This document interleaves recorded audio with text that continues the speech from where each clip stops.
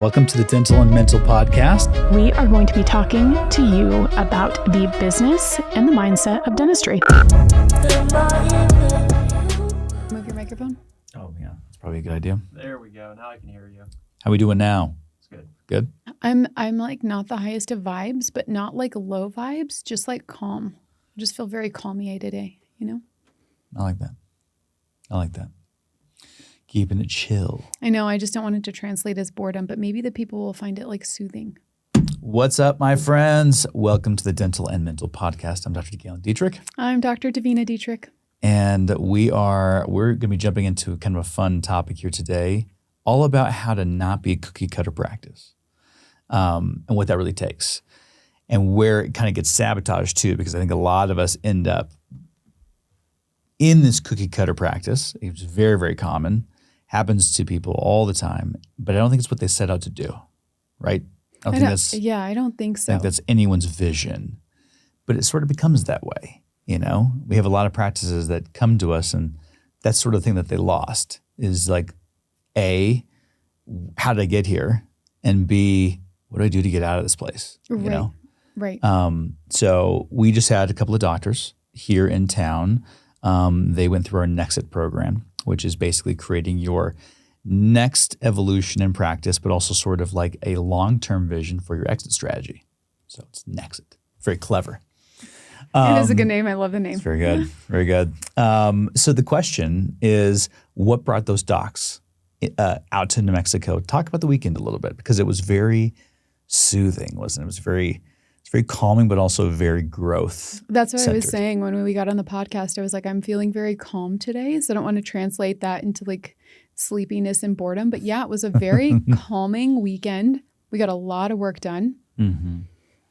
So docs came out here, and that was the intention. So you already said that, like, to really craft their, like, I think what they walked away with, both of them said this, is that they had a vision for the next 5 to 10 years of their practice that they felt really excited and fueled by. Yeah. Because it's going to take that long to build the next evolution, and they have big things that they're working on. Huge things. Yeah. But it was funny. We had this experience, and we could probably do another podcast around this idea later, but the idea that these are docs who, in their mind, this wasn't that big. What they're really working on, if we were to describe it, it's like, dang, this is game changing, right? In the field of dentistry and the styles of practice and models that are out there, what they're doing is very bespoke, very unique. It's going to take a lot of focus and energy and effort to do these things that they're already doing, but to them it felt like normal. Is that a good way of saying it almost? Yeah, the way I look at it is, and I was saying this to both of them, is that when I see people operating at a really high level, they almost normalize that they can do that. Yeah. And they forget that not everyone else can. So when I look at those people, I'm like, oh, you get to hide out really easy because your 50% looks like most people's 100%. Right. So it makes it easy for those people to be able to hide. Yeah. And they know, like, the only person who knows it is them, right? They're the only ones that know that this is 50%, but the rest of the world would be like, oh my gosh, you're really crushing it. Yeah. Yeah. 100%. I mean, what you're wearing is not cookie cutter, and I do very much look that way right now. Dylan told me I look like Katniss Everdeen. You do look like you're from the Hunger Games. Yeah. And especially with this light behind you. I thought it looked... You're about to rise from the ashes like a phoenix. I thought I looked like a safari. I don't want you guys... What's the thing? How do they do it? There's like sparrow, whatever. They have some like hand sign. The Mockingjay. Mockingjay. But I don't think this is it. This is it, for sure. This is it? No. Oh, I was like, this looks like a little wolf. This is my Mockingjay. Yeah, no, I don't know. Yeah, but so it makes it easy for these docs to hide when they know that they're not like full playing full out. Like, they know it, but they're the only ones who would know it. Yeah. Okay. All right. So let's riff on that a little bit, because there's this idea, just use the word hide, which is essentially what happens, right? They kind of dim their light, they hide, and it's really around this idea of like psychological safety, social safety, which is a bit of a misnomer, but that is kind of what's driving it. So talk a little bit about that from your perspective, especially as a coach working with dentists in this capacity. Where's safety coming from? And why is it so critical that we identify what is making a person play safe that got them to that place of looking cookie cutter that they didn't expect to get to? Well, I think the playing safe part is that you don't have to take a lot of arrows, right? So what's really interesting is when people will always tell you that they're afraid of failing. And it's never true. That's not the thing that they're afraid of. It's the thing that I think it's socially acceptable to say, oh, well, what if this fails? Well, what if this fails? But the people that come into the Thrive world actually don't have a track record of failures. Like these are not people who have experienced failures over and over and over. And it's just like, oh my gosh, my confidence is destroyed. That's not the case.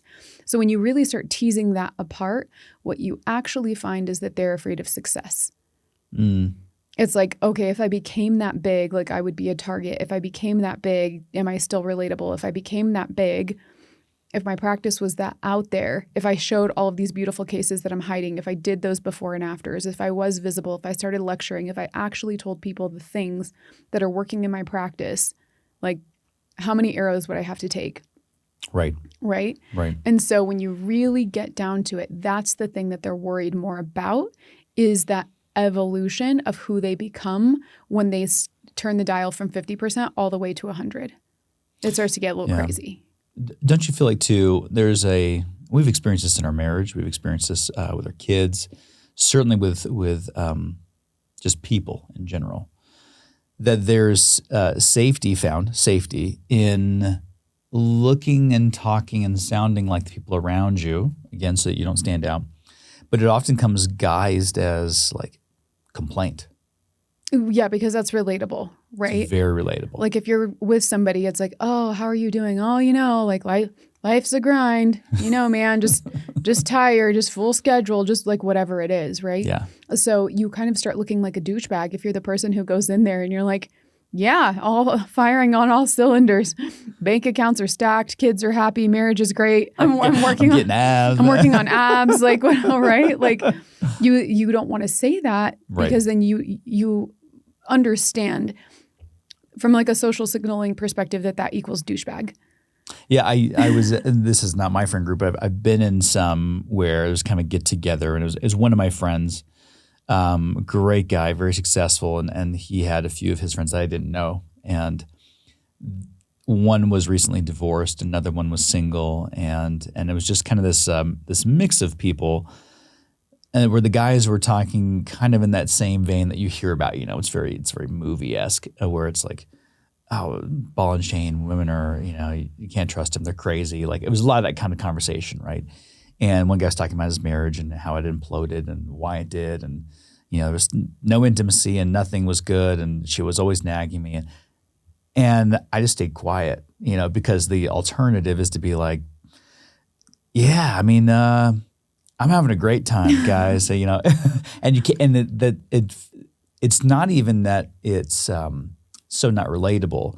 It's not acceptable, What part is not acceptable? It's not acceptable to talk that way. You're like, I wouldn't get invited again. You know what I mean? Oh, if you not were, that I cared about that. Oh, right. But like if you were like bragging about your life, the vibe of like, douche, and just this guy, or it is just wait.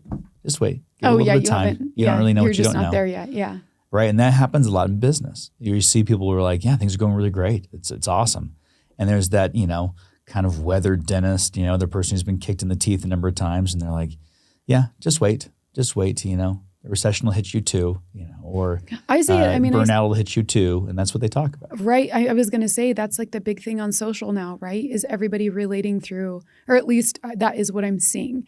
If there are doctors who are like crushing it, I don't hear about them as often. Like they're not coming on to be like just another, bang up day and month in my life, right? Like they're not talking about that. I seem to see a lot of how shitty dentistry is. Right. Especially right now. I think that's really trendy. It is. It is trendy. And what's interesting about that is that you very much do interact with people at the level that you're willing to tolerate your own excuses. And so you have a lot of this social environment that is dentistry sucks, debt is incredibly crazy, patients are crazy, like it's all the bad things. And that might actually be somewhat of what you're experiencing. But if you don't have the network or an environment that's saying, yes, and let's do something about it, it's, well, that's just the way things are. Right. Therefore, that's the way things will be. So you're telling me that not every day at Vita is just magic and rainbows? Almost. That you don't have any patients come in and they're complaining, they're getting second opinions from their brother's sister's uncle who also is a dentist. Right. Yeah. Yeah. So why? Yeah. So when you, I mean, because you experience obstacles at Vita All the time. So why don't you have that narration in your head that's like, this is shitty? Well, I think. What's the difference between somebody who everybody's still going through things in their practice, but what is the difference between the person who doesn't drop into, woe is me, everything is shitty, I hate this place, I hate this profession, I should have been a mailman, versus the person who is like, this is part of the game and actually sees some of those things as opportunities for the practice growth? So it's actually a really good question. I think if I had to put it in a word, it's belief. It's what I believe is possible and what I'm willing to accept. So not immune from problems. In fact, if anything, we probably have more problems than some average practices because we're larger, from a production standpoint, by a dollar amount standpoint, by the type of people we're attracting now, our marketing spend, all those things are very, very robust. And as a result, you're going to have, if you take more swings, you're going to miss more. And that all comes down to systems, of course, and training. But that doesn't make you immune to people dropping the ball. Right.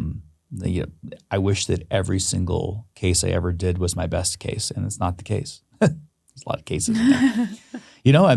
There's days where you're like, man, nothing's ever, I wouldn't put it in the category of not clinically acceptable, but there's certain days where I'm like, that prep is just gorgeous. And those days are like, it's going to work and it'll be fine, but it's not my favorite. And that's the same thing for staff. Like this morning I woke up and I don't work Mondays. And so I woke up 2 text messages at 6 a.m. of a tire that blew out and I'm going to be late. And another person said, I have a fever and I'm coming in. And, it's not like you have just tons and tons of staff members in the wings ready for when somebody's sick. Like we had 3 people not show up today. Right. So is that usual? No. But when it does happen, that immediately stresses the dentist, and the rest of the team. So what am I willing to accept in that situation? What am I willing to complain about? As soon as you take on the mentality that, well, this is just the way things are and I can't do anything about it, you actually normalize that for everybody else, right? So all of your team starts to think that way, and the other providers think that way. Loser think. Loser think is so contagious. This is why I'm even really mindful about what I allow in my feed, what I listen to. Like I'm very sensitive to those things because I know how contagious loser think is. So I don't want to get it. Yeah. It is a contagion. I don't want to start dropping my standards because I'm listening to the wrong person. Mm-hmm. It's easier for me to be like, I don't look at things that way. That's not my standard. I'm not going to participate or spend a significant amount of time with those kind of people. I think you get very used to, we kind of said it earlier, but people have this idea that that's the way things are and that's the way things will always be. And that's actually the most damaging piece. There's a little bit of truth to this is the way things are. So when you look at it and you say, all right, today is going to be a hard day. Today's going to be a difficult day. Why? Because I have 3 staff members that aren't here. That can be true. But to then say that's just the way things are because that's the way people are going to be. Patients are always going to be this. I'm going to always deal with these kinds of problems, these staff issues. That's the problem because that's the loser think. That's the difference, I think, for me. I think it's the difference for Devin and for Greg in our practice. You might have a day where you produce $3,000, and in our practice for a clinician, that's a bad day, right? That's that you didn't show up. And it might just be the schedule fell apart. And sometimes you can call all the people and you can put out email blasts, text blasts, and you can get on the phone yourself and you can do all that you can. And it's just not your day. Right. That's okay. But tomorrow doesn't get to be that day. You know, the week doesn't get to be that. Because those are the people I think that start fantasizing about another life, right? When they fall into that thinking, that's when it's easy to be like, oh, I wish I was a, a postman. Is that what they're called? What are they called? You're asking the wrong person. I don't know, but I've always wanted that a mailman. job, you know, it's called a mailman. I was like, it's not called a postman. Isn't that kind of a fun job though? You know, that's what I'm saying. Well, that's what I'm saying. You start thinking about that, right? Where you're like, oh, I could just get in my little car and just like put zoom around, and like put get my your satchel, your earbuds in, my podcast in, and I'm actually selling this. I'm like, yeah, actually, it's kind of cool to be a mailman. No one's pissed at you. They always have good legs too because they're walking. You know, like, have you ever seen the calves on a mailman or male woman? I don't necessarily. Or male person. You got that pension too. Oh, you've got that pension. Actually, you guys, this was a bait and switch. Everybody who's experiencing burnout or hating dentistry, become a postman. there is opportunities at your local USPS office. or UPS or FedEx. I mean, you get to do it all. You know, you carry heavy boxes, really get fit. Those people are all really buff. And plus they get those 5-inch inseam shorts. Which I know you love. I'm all about it. Yeah. I'm all about it. Tiny shorts, jacked calves. No. Good tan. Exactly. Let's go. What are we doing? Thank you for coming to our TED Talk. That'd be a fantastic TED Talk. Here's how I navigate dentistry. I actually don't. I'm going to be a postman. I mean, there is. So you use the word standards, and with our docs that came out, we'll talk a little bit about this, but we centered around that topic a lot, and we kind of made synonymous to some degree. They're not synonymous, but they're very much tied together. This idea of your vision for you, but also for the people that are connected to you. So it's family, it's team, it's staff, it's patients, community. This is vision for the whole, but that really rests, it either thrives or dies on your standards. Yeah.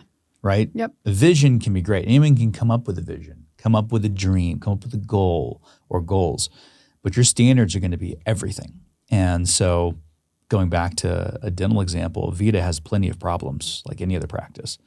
It's just that when they show up, there's a very clear expectation that Devin and I have as the owners right now that it's going to be solved.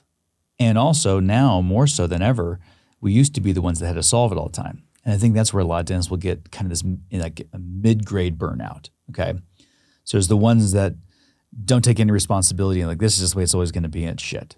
And then there's those who are like, I got to take responsibility for everything.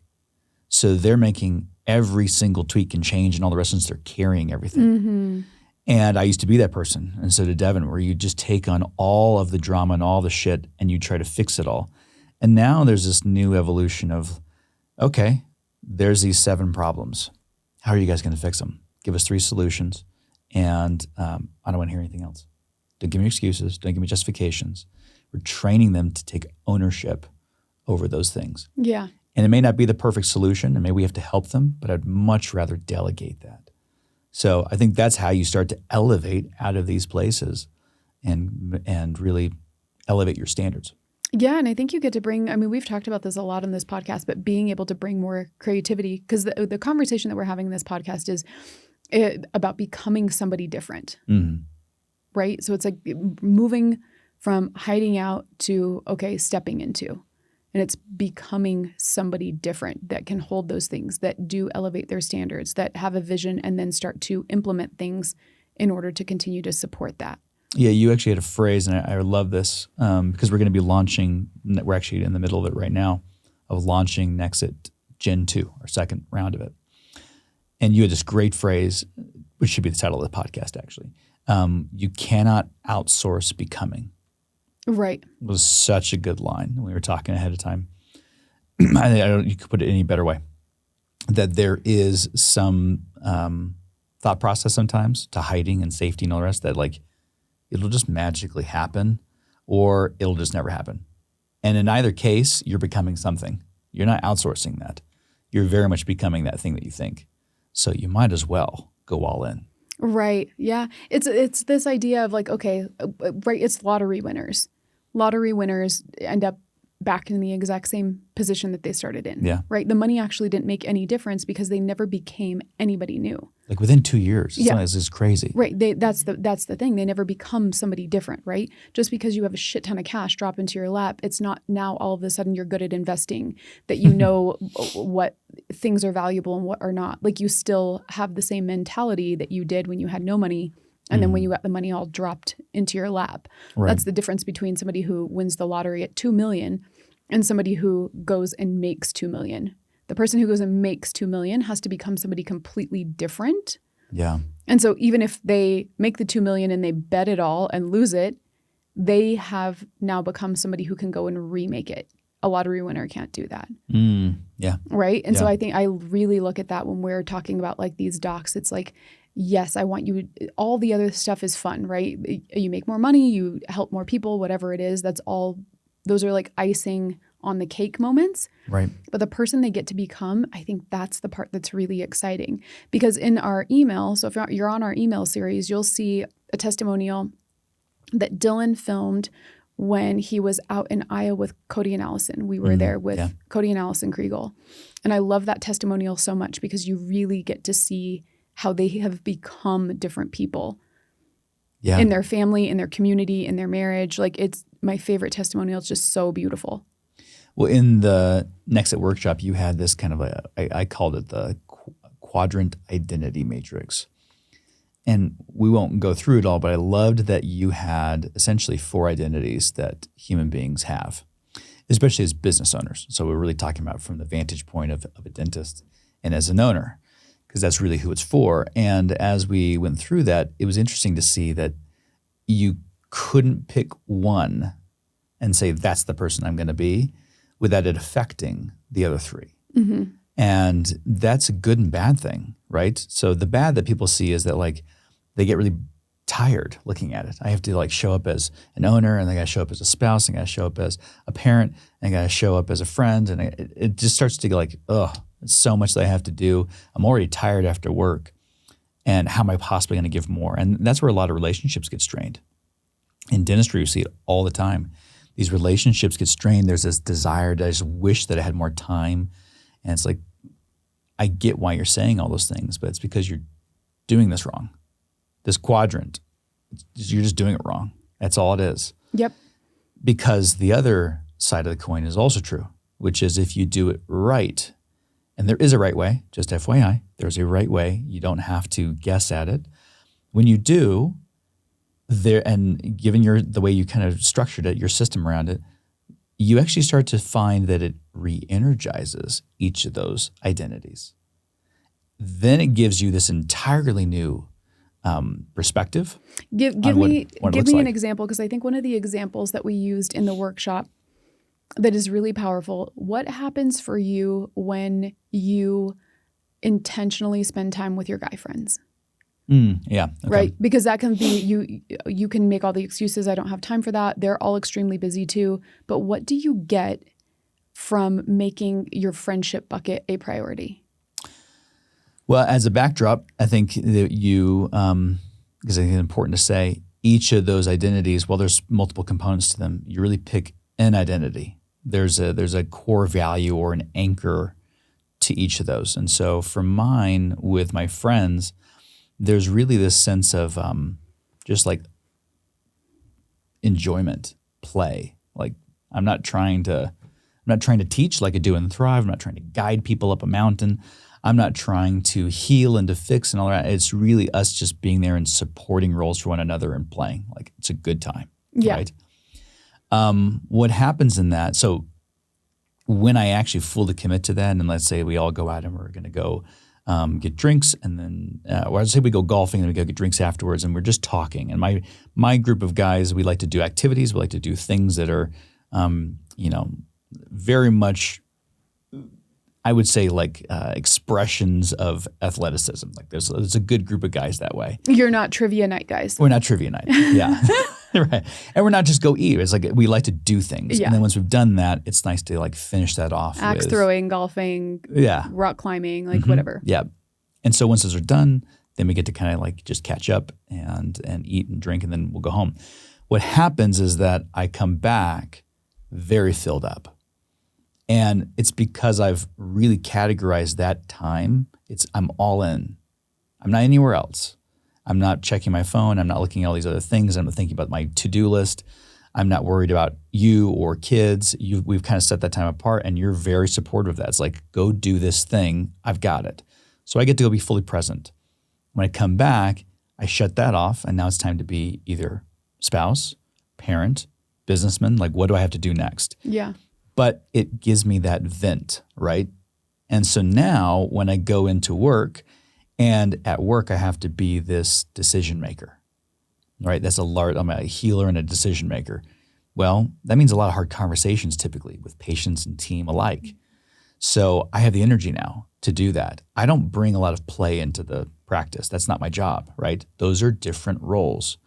But think about what happens with dentists where they feel like they have to be relevant and they got TikTok dancing. You're putting on an identity. And now you have to shift out of that into telling a person that they have a $20,000 treatment plan. And you have to be serious.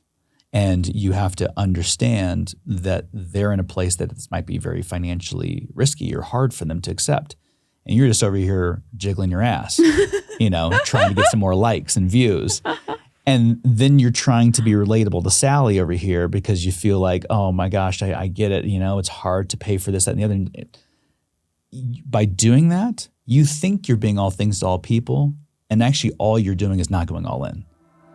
And so you're tapped. If you enjoyed this episode of the Dental and Mental Podcast and this topic resonated with you, we go so much deeper inside the Thrive Lab. So if you too want to be copied but not replicated, come join us in the lab. And just for you, because you listen to the podcast, if you want a full $1,200 off of the year-long subscription, just use coupon code podcast.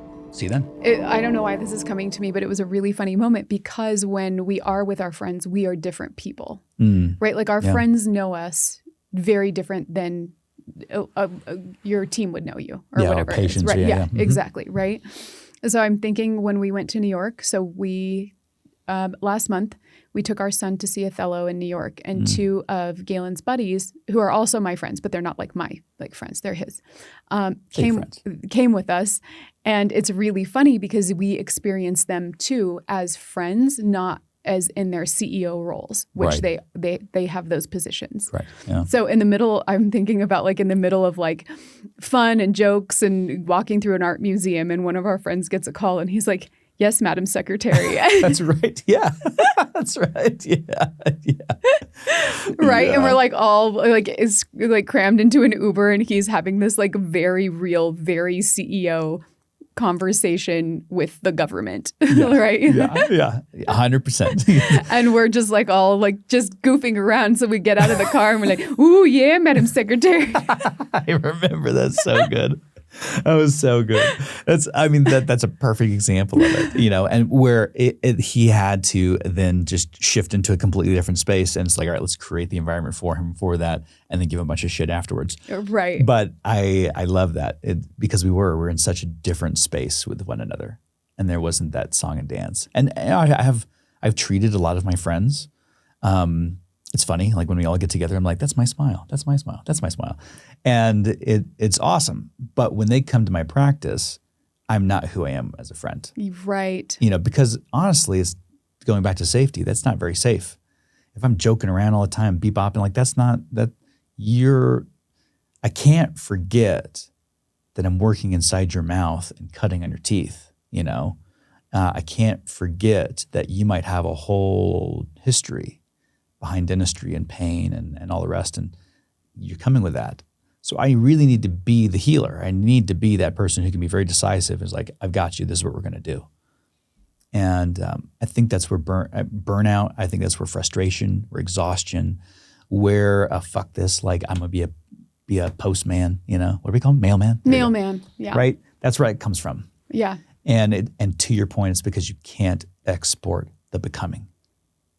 You can't do that. Ultimately, you're always becoming. And so you have to be very careful what comes in and what you're subscribing to, what you're willing to tolerate, what you're willing to accept, what you believe. Right. Yep. I think that's really true. I mean, we've talked about that because we just don't experience that like with the doctors in Thrive. These are all people who, when they reach a certain place where they're feeling a little like, okay, what is next? These are all people who intuitively understand they've got to level up. Like It is like, okay, I've got to shift into the next gear. What does that look like for me? Like I think back to, this movie is like always on the forefront of my mind, but 14 Peaks. Oh, such a good movie. Who was it, Dan or Dave? He'd been trying to climb this mountain his whole damn life.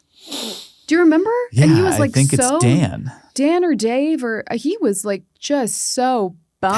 How many times did he try? I mean, it was over the course of like a decade. He was so. I call him Dan. He was so bummed out, and he's like, maybe this is my day, and it never was, and it was like 10 years later, and then NIMS comes, and he's like, yeah, man, get your stuff, let's go. We're hiking up to the top. Yep. Right? And that's the thing that we did in Nexit, which is really fun, where it's like, yes, you're in your own world and you can be stuck there and you're kind of like, I don't really know how to do this. And Nexit was providing that space where it's like, yeah, man, we can have a lot of fun. Mm-hmm. Get your shit. Let's go. Let's go see what the view's like up top. And he summited that day with NIMS. Oh, he sure did. And what was crazy is that it was still not ideal weather. And they were having like ice shields come flying down and all kinds of stuff. NIMS is completely unrattled by it. Yeah. Right.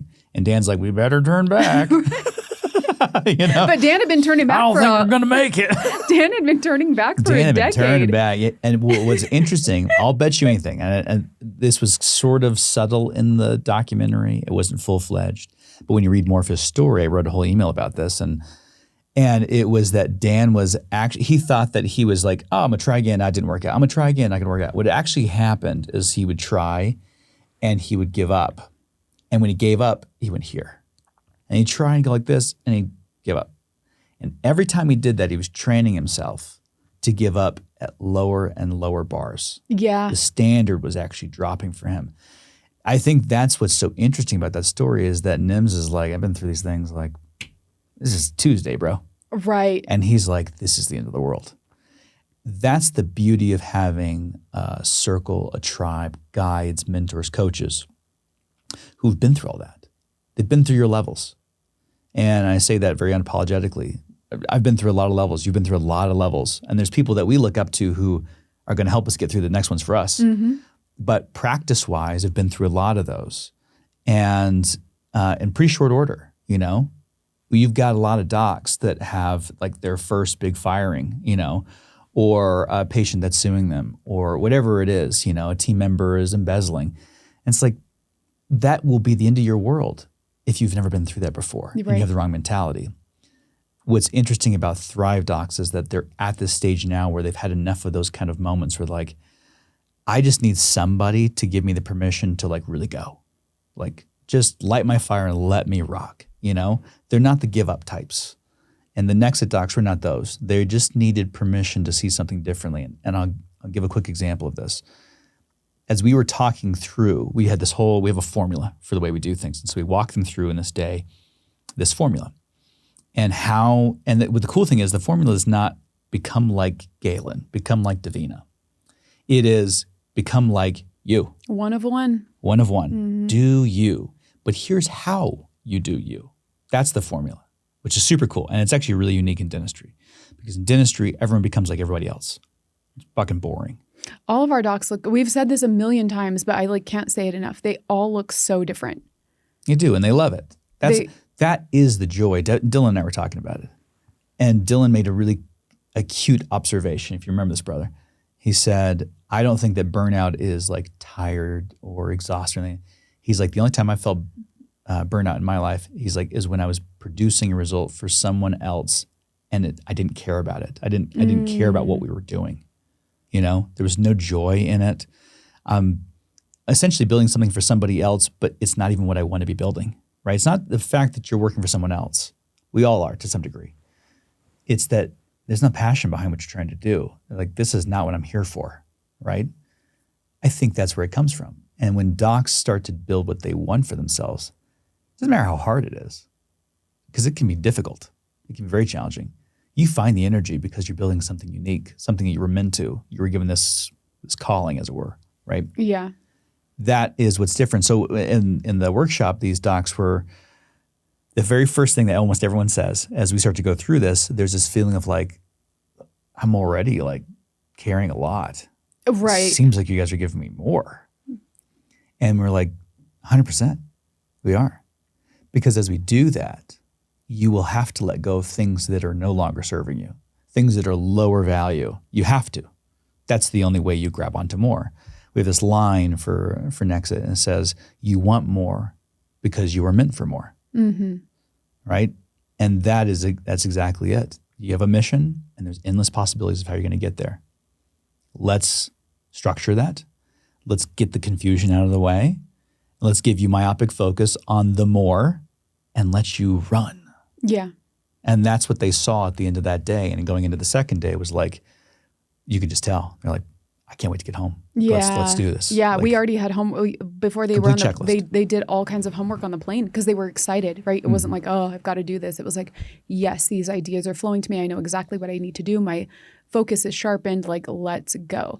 I think the other cool thing, this is not even relevant to what we're talking about, but you know what I love about Thrive Docs is that they go and build something so cool that's so them, that we then get to ask them how they're doing something because it's very unique to them. Yeah. Right. So Dr. Ray Ribbage, when he was like, okay, I'm really, he has a passion for the finer things in life, like truly appreciating luxury and beauty and craftsmanship. Good wine. So, you can see it in all aspects of his life. Like it's not in one little. No, he's in integrity. In one little thing. Yeah, it's everywhere. So I remember when he took his team to train, was it at the Four Seasons or the Ritz? Ritz-Carlton. Took his whole team to train at that level. And so that was even cool because we're like, how did it go? What did you experience, right? Because everybody starts really putting everything behind the thing that they're meant to make. And it's so unique that we can't teach that, right? That's something that came out of Ray. And so now we get to say, tell me what that was like. Yeah. Right? Yeah. Christian and Danielle. The dental yogis, they have started a cacao business. Yeah. Yeah. Along with Revive. Right. Along with Revive. But that's how it started. Actually, Revive led to that, which is kind of cool. That's how it started. And I am a major consumer and a huge fan of their product. Literally, guys, there's like our coffee bar in our house, and I'm always making espressos and things like that. And I'm trying to get more beans out for our espresso machine, and I open up the cabinets and all these packets of cacao from Sacred whatever it is. Sacred Mornings. That's their company. Falling on top of me, and I'm like, we are very good supporters. Well, I stopped drinking morning coffee. I know you did. Now this is all that I have, right? And I just think that it's so cool. It's like, this whole company was birthed from Revive. Now they have another company, which is Sacred Mornings, a product that sans being friends with them, think the product's absolutely incredible and have on auto ship, right? But that's the thing. It's like everybody goes and builds something so insane and cool that is so unique to them. And I would say as a corollary to that, when there isn't something somewhat extraordinary about what it is that they're building, something different and unique that's like their flair, it's much harder for a person to build and to be successful in that. Right. So Nexit is really unlocking that. It is. And I think it's one of the coolest programs. I do. Because it's not going to take years and years and years either. It's a 90-day program. And that 90 days, you will be a completely different person. And it's because you're not exporting the becoming. You're getting very clear. You're climbing the mountain. And in this analogy, we'll be the NIMS team, and we'll say that little obstacle there, that concern over here, this misstep over here, we're going to avoid those things. We're going to work past them because they're all very, very accomplishable tasks. We just need to order them for you and then let the fuel of what you're trying to build and what you've always been trying to build really propel you through that. It's that you have this vision, and unfortunately for so many people, it gets beat out of you, until you really do start to believe, and use that word intentionally, that it's just not possible. Or if it is, it's only for those that are lucky, or it's only for those who are willing to sacrifice their family. You're successful because you don't spend any time with your family. That's why it is. And I get that. I've thought that before. The truth is something different. The truth is you actually get to succeed in all four of those quadrants. And they are meant to thrive together. Right. I mean, we get to see it. We get to meet these people's families all the time when we're going out there, or they're coming here, or, right? Like, we get to see everything is all growing at once. Like I think that's the thing about standards, is when your standards rise, they rise in all areas. Because it's very hard to stay in integrity if you decide that you really want your standards to rise here. You can't actually let them drop everywhere else because it just doesn't feel good to you. So it's like everything else has to keep pace. Yeah, I absolutely love that. Well, I think it's a program, and if you're listening to this and you're curious about it, if you're the kind of doc who feels like, I don't want to be cookie cutter, and I've never wanted to be cookie cutter, this is a program for the creatives. This is a program for the champions. It's a program for those who love customization, right? Make it your own. And enrolling now. Get in. Yep, we're taking 6 people. 6, yeah. Because of the amount of one-on-one we do, it's limited to 6. Yeah, you had a line in the email about this, but we want really big results. And to have big results, we need to keep it small. Yep, absolutely. So be very, very one-on-one. All right. So see him in the next podcast. Yeah, maybe I should change so I look more like you. I think I'll end my safari trip now. In the safari trip, and I'm gonna go shuffle some letters and become a postman, mailman, whatever it is. I can't remember it. I like postman. It sounds more classy. I sold it to the people. I need some tan anyway. Forget an exit. I want to be a postman. Next at stage left. Let's go start knocking doors. All right, guys. We'll catch you in the next podcast. Thank you for listening and or watching the Dental and Mental podcast.